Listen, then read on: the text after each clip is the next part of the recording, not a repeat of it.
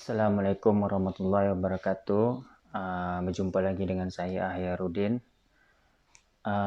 Kali ini saya akan sharing masalah JET dan NCT. Saya akan sharing apa-apa saja yang saya pernah rasa dan apa-apa saja yang pernah saya lalui semenjak saya mengalami JET dan NCT. Di tahun pertama yang saya rasakan, dada saya terasa panas lah. Dada terasa panas, sekrap. Kalau satu hari, hampir setengah hari saya akan sesak napas. Apalagi bila saya mendengar berita kematian, ada orang meninggal, lepas itu ada berita tentang pembunuhan, ada berita tentang insiden, ataupun ambulan, ataupun macam-macam lah yang membuat kita risau. Otomatis akan menjadi kita serupa sesak napas. Bila kita cemas, otomatis asid yang ada dalam tubuh kita, yang ada dalam perut kita, akan naik ke atas. Dia akan melampaui lower esophagus kita. Jadi usahakan jika kita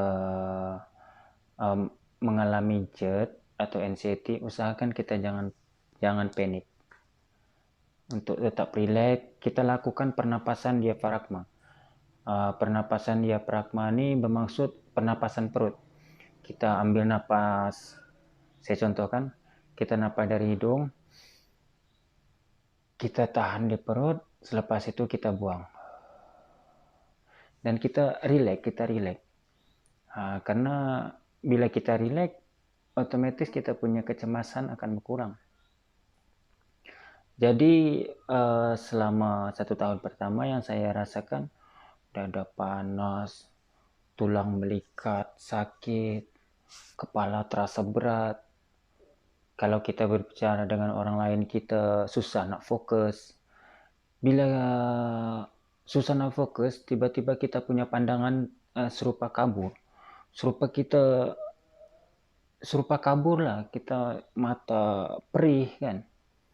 Jadi apa-apa yang saya alami selama 1 tahun, masih lagi saya tidak mengenali ataupun saya tidak memahami kalau saya ini terkena JET dan NCT.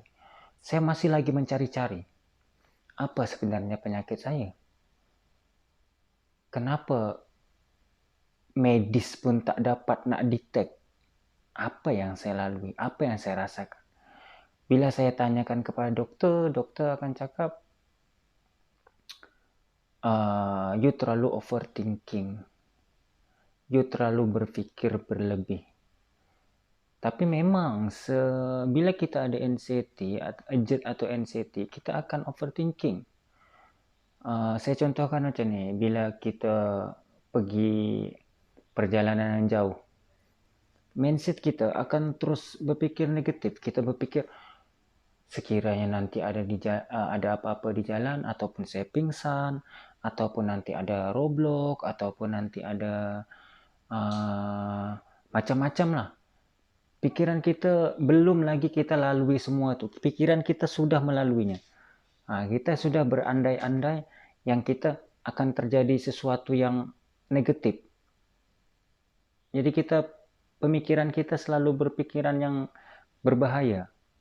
Jadi sebenarnya semua itu berpunca dari perut kita. Perut kita dalam keadaan asid yang berlebih, memproduksi asid yang berlebih, jadi membuat perut tidak selesa. Jadi bila perut tidak selesa, pikiran kita pun terus meraba-raba, pikiran entah kemana. Entah nanti macam ini, macam itu, ada orang meninggal, pikiran kita yang akan meninggal.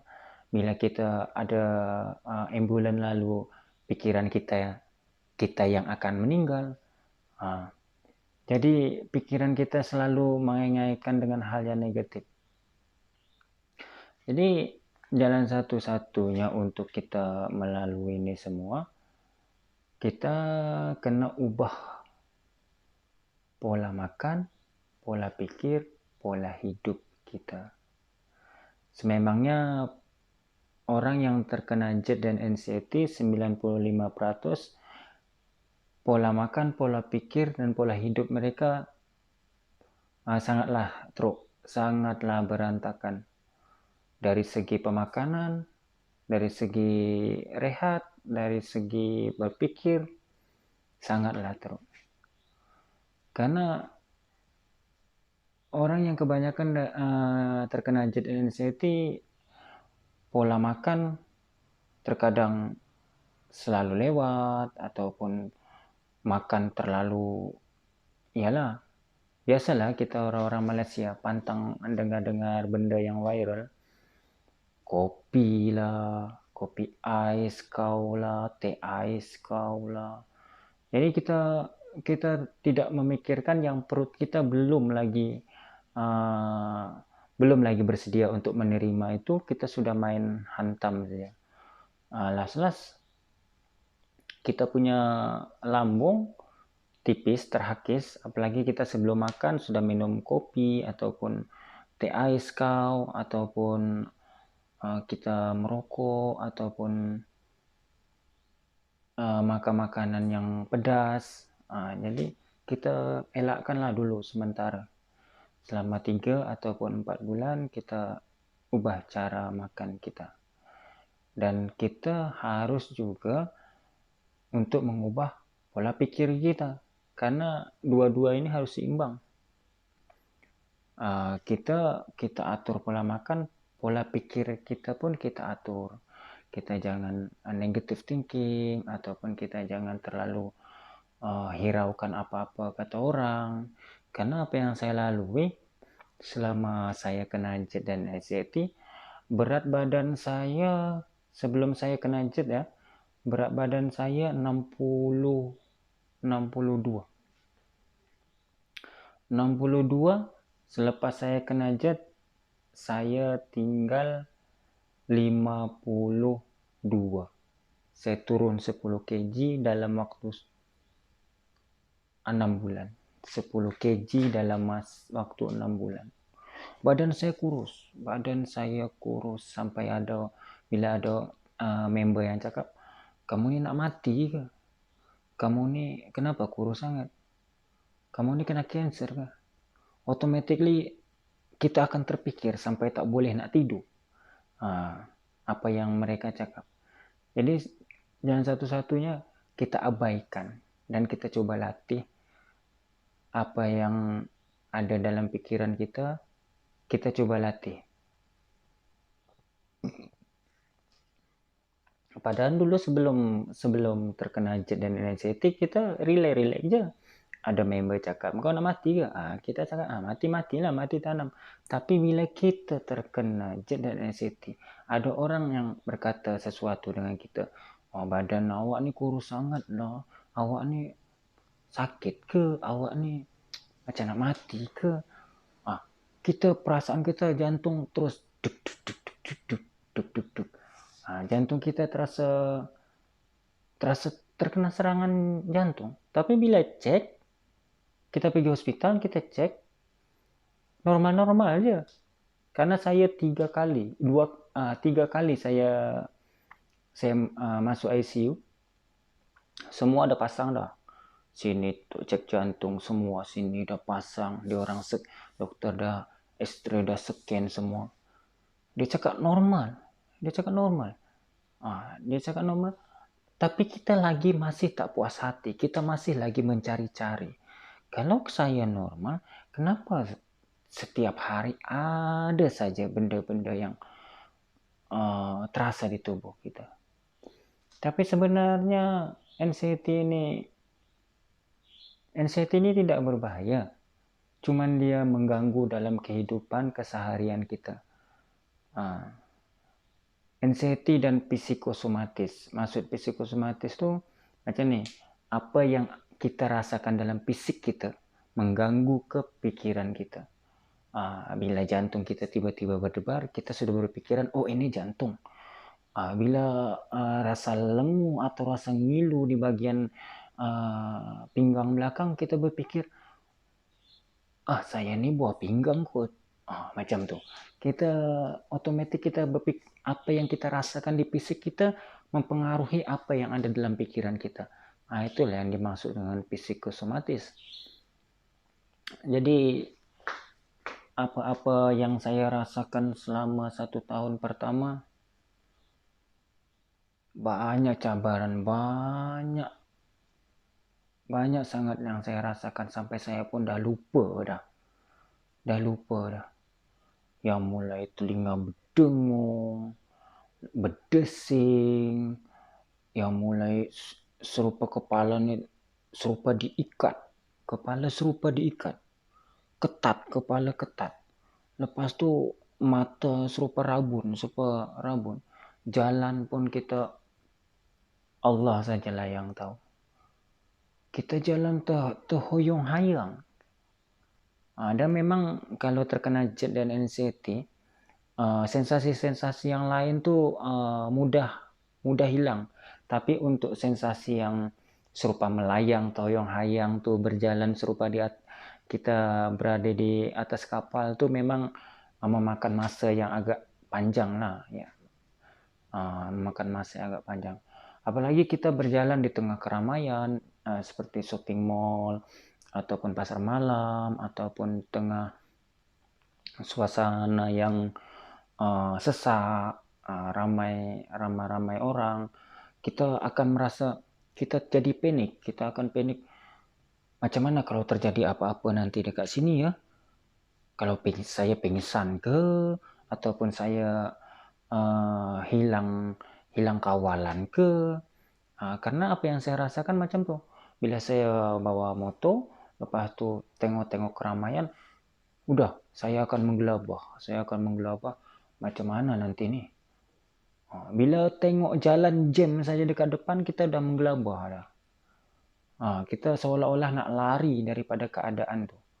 Kita nak lari daripada suasana tu, kita nak bebas. Di tengah keramaian pun kita terkadang seolah-olah kita tidak cukup napas. Kita macam tak cukup napas. Padahal oksigen banyak. Bila kita pergi hospital pun, lepas tu dia orang cek oksigen, okey, normal-normal je oksigen kita dalam tubuh kita. Masa saya tahun pertama tu, saya ambil darah, dicek semua normal semua, daripada buah pinggang, jantung, lever, hati, semua normal je. Tapi itulah, kita masih lagi tak percaya apa yang medis cakap. Karena penyakit ni kadang-kadang ada juga misteri dia. Tiba-tiba kadang kita rasa takut sorang-sorang, kaki rasa sejuk, tangan rasa kebas, tengkuk belakang ni rasa kaku, rasa tegang tengkuk belakang. Apalagi kalau kita bawa motor ataupun bawa kereta, kita seolah-olah berjalan bawa motor pun kita seolah-olah berada di atas kapal. Serupa goyang ke kiri, goyang ke kanan. Bila kita berjalan kaki, seolah-olah kita bila melangkah ke depan, perasaan kita akan jatuh ke depan.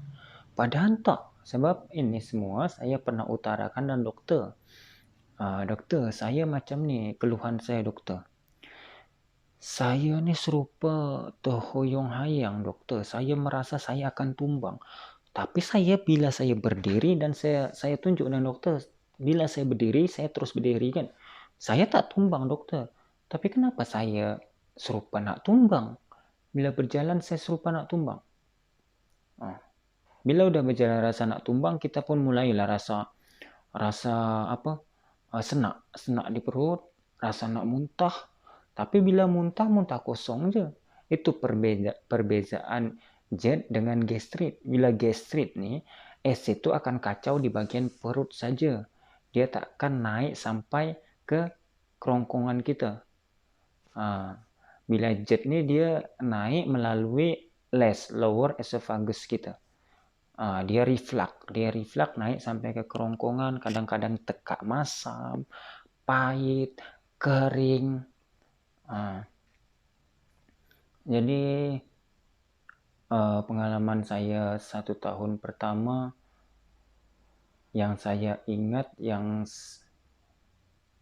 saya ingat, sebenarnya banyak lagi sensasi yang saya rasakan.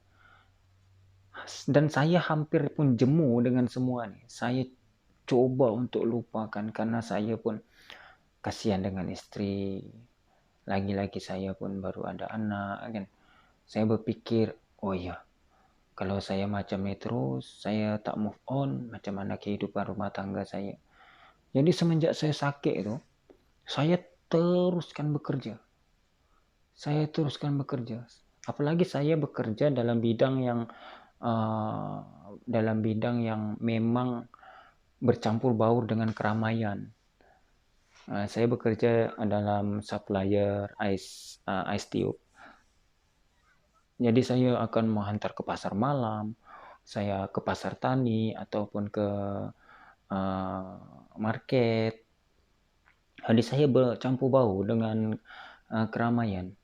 Jadi saya usahakan untuk berani. Walaupun saya tengah pikul ais batu, kadang-kadang saya rasa goyang, rasa takut. Pernah satu kali pengalaman saya, tiba-tiba saya tengah pikul ais batu dan jaraknya pun tak ada lah, jauh sangat. Dalam lingkungan 7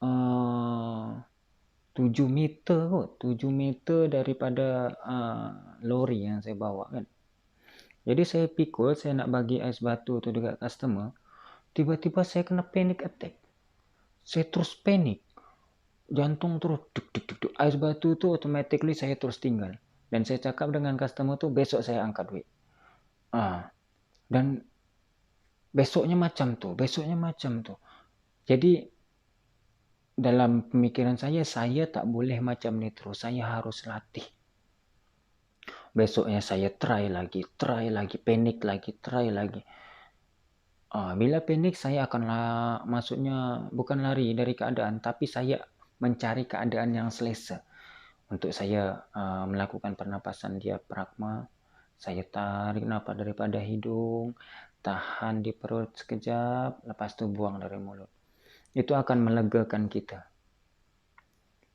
Sebenarnya JET dan NCT ini, banyak orang yang paham NCT, banyak orang yang tahu tentang NCT, tapi tak banyak orang yang paham tentang NCT kecuali hanya orang-orang yang terdekat dengan kita, baik istri kita, baik anak kita, ataupun orang tua kita. Karena NCT ini ibaratnya kita lebih memerlukan sokongan, kasih sayang. Maksudnya ada orang yang menyokong kita, ada orang yang membimbing kita. Ada orang juga yang cakap NCT ini disebabkan terlalu cinta dengan dunia. Tapi sebenarnya tak juga. Pengalaman saya bahkan di kampung saya sini, ada seorang ustadz, bahkan dia imam masjid. Dia terkena JET dan NCT. Dia kemana-mana harus ditemani dengan istri dia. Kemana saja. Bahkan untuk sembahyang Jumat pun istrinya harus menemani dia walaupun menunggu di dalam kereta. Karena NCT ini salah satu, ialah NCT, kerisauan berlebih, kecemasan yang berlebih. Sebenarnya cemas itu baik, tapi kalau sudah terlalu berlebih akan mengganggu keseharian kita, kehidupan dan pekerjaan kita. Jadi jalan satu-satunya kita coba untuk relax, kita dekatkan lagi diri dengan Tuhan, kita banyakkan berzikir. Ada pengalaman saya 10 hari masa saya terkena JET dan NCT, saya 1 minggu tak dapat tidur. Langsung tak dapat tidur. Saya pergi farmasi, saya nak beli obat tidur. Lepas tu farmasi pun dia serupa tak bagilah kan. Lepas tu saya pergi doktor ke klinik, saya saya cakap yang saya tak boleh tidur. Dah seminggu saya tak tidur, doktor. Doktor tu bagi obat tidur. Tak tidur juga. Karena apa? Otak kita berfikir terus sampai kepala ni panas. Entah apa saja yang dipikir. Serupa saya berfikir, oh, besok saya nak kerja. Tapi malam udah berfikir sampai tak boleh tidur sampai pagi. Pasal kerja esok. Sebab apa? Sebab yang dipikirkan, macam mana besok kalau saya macam ni ya? Macam mana besok kalau saya terjadi apa-apa dengan saya ya? Jadi apa yang kita belum lalui, kita dah fikirkan dulu. Sampai tak boleh nak tidur.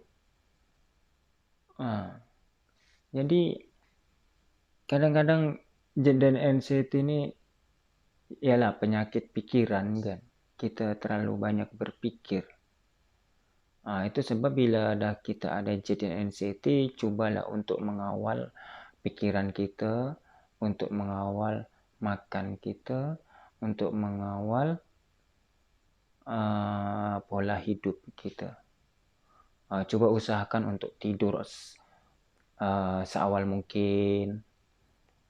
Waktu saya terkena tu hari, saya makan malam last pukul 6. Pukul 6 saya sudah last makan dan saya tak akan makan lagi. Pukul 10 saya sudah tidur. Tapi kalau ini diterapkan dalam 4 hari, karena tubuh kita dalam 4 hari dia akan regenerasi lagi sel-sel tubuh kita, sel-sel yang rusak tu dalam 4 hari bila kita tidur. Karena dalam masa tidur saja sel-sel ni akan meregenerasi lagi apa-apa yang rusak, apa-apa yang luka. Karena selalunya bila ialah perut kita ada tipis kan, disebabkan pola makan kita yang salah. Terlalu suka sangat pedas, terlalu suka sangat masam, kopi terlalu berlebihan, merokok yang berlebihan. Tapi saya terang-terang saya memang perokok. Sampai sekarang saya merokok. Tapi yang penting kita lalui ini dengan sabar lah. Tak ada penyakit yang tak ada ubatnya. Pasti sembuh. Cuman waktu saja menentukan sama ada kesabaran kita. Karena Allah sayanglah dengan kita dibaginya dugaan untuk mendekatkan lagi diri kita dengan Sang Pencipta. Jadi untuk teman-teman member semua yang mengalami JET dan anxiety, cubalah move on. Cubalah untuk kita tata lagi kehidupan kita yang dah rusak dulu. Kita tata lagi daripada segi makan kita, pergaulan kita, istirahat kita. Ada orang cakap kemungkinan kita kerja terlalu berat ataupun terlalu beban pikiran di office ataupun di tempat kerja. Jadi sebenarnya benda ni, JET ni, dia dipengaruhi oleh pola pikir kita juga. Ialah bila udah ada orang cakap macam ni, JET lah yang membuat kita stres, atau stres yang membuat terkenanya JET. Jadi dua-dua ni, JET dan stres kita ni, dia saling mempengaruhi. Bila kita stres, otomatis akan mengganggu di pencernaan kita. Bila kita terlalu stres, terlalu banyak fikir, kita mulalah tak selera nak makan. Kita rasa macam malas nak makan, tengok makan rasa tak berselera bila terlalu stres. Dan bila pula terlalu lapar, dan pula kita ini terlalu menahan sangat lapar, dan makan yang tak dijaga, makan sesuka-suka akan mempengaruhi pemikiran kita juga. Bila kita makan, contoh kopi, kita minum kopi, Tiba-tiba lepas minum kopi kita perut tak sedap. Otomatis akan mempengaruhi pikiran kita. Oh, kenapa perut saya ya? Kenapa lepas minum kopi tak sedap, rasa memulai aja nih, macam mana nih? Macam tuh. Jadi akan mempengaruhi pikiran. Jadi jalan satu-satunya pikiran kita dengan apa yang kita makan, apa yang kita kehidupan seharian kita, pola makan kita kena sesuaikan. Karena pola makan, pola pikir, pola hidup kita mestilah dijaga dengan sebaik-baiknya. Apalagi untuk sekarang kita tengah melewati bulan puasa. Elok sangatlah bagi member-member yang kena JER dan anxiety untuk berpuasa, karena berpuasa ni ialah kita tujuan berpuasa karena Allah, bukan tujuan berpuasa untuk sembuh, karena kesembuhan itu semuanya hak milik Allah. Jangan kita berpikir saya nak berpuasa lah, mana tahu gastrik dan jet saya sembuh. Kita jangan berpikiran seperti itu, karena kesembuhan itu milik Allah. Tapi di sisi lain, baik medis ataupun daripada segi agama kita, berpuasa itu salah satunya untuk memperbaiki pencernaan kita, merehatkan pencernaan kita. Ialah selama 11 bulan macam-macam yang kita makan. Tak kira tom yum lah, tak kira pecel lah, tak kira rojak buah ke, rojak apalah, kita makan selama 11 bulan. Jadi untuk 1 bulan ni kita bagi rehat, kita bagi istirahatlah perut kita ini. Jadi pengalaman saya terkena JER dan anxiety banyak, dan banyak lagi yang saya dah lupa dah. Cuman waktu 1 tahun lepas bermulanya PKP itu, adanya coronavirus ni, bila udah mulai sesak napas tu, kita berfikir ini terkena COVID ke apa ni? Bila udah sesak napas, karena tanda-tanda kita bila terkena sesak napas tu, kita akan terus overthinking ke coronavirus. Bila macam susah nak menelan je, udah mula macam tu. Karena memang bila kena JER dan anxiety ni, salah satunya kita pun susah untuk menelan. Bila kadang-kadang pun saya makan kuih ke kari pap ke apa, saya harus nak minum air dulu, terbasahkan. Kadang-kadang pun masih lagi tercekik. Jadi sebenarnya orang yang kena JER dan anxiety ini, orang cakap banyak pantang larangnya lah untuk sementara waktu. Tapi ada tapinya. Jangan kita terlalu pantang 100%. Karena apa? Kita memerlukan protein, kita memerlukan vitamin untuk tubuh kita. Bila kita tak cukup protein, vitamin, macam mana tubuh kita ni untuk memproses agar kita bertenaga? Ialah ada orang cakap bila terkena gastrik, JER ataupun anxiety, makannya yang lembek-lembek je, bubur ataupun nasi yang lembek, atau dengan telur saja, atau dengan ikan saja. Jadi macam mana kalau kita asyik makan yang itu saja? Bila makan yang itu saja, kita tak cukup vitamin, tak cukup protein dalam tubuh. Jadi kita kena sesuaikanlah esok ini. Tapi sayur tu penting. Sayur tu nanti saya akan di video next selanjutnya saya akan share lah benda-benda sayur, makanan, lauk pauk yang saya makan selama saya kena JER dan anxiety. Jadi untuk para member semua, korang pasti sembuh, korang sabar, yang penting sabar lalui semua ni.